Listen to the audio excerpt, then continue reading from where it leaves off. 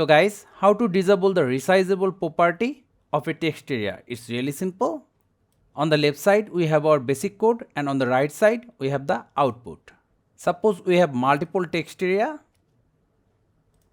and we want to disable the resizable property for the upper one. For that, give it a class name, class equal to double quotation, suppose upper TA, then go inside the style section, call the class dot upper TA, opening brace, closing brace, give it some space, let's add the same width.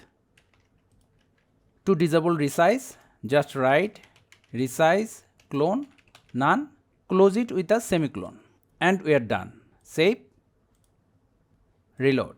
As you can see, the upper one is not resizable, but the lower one is resizable.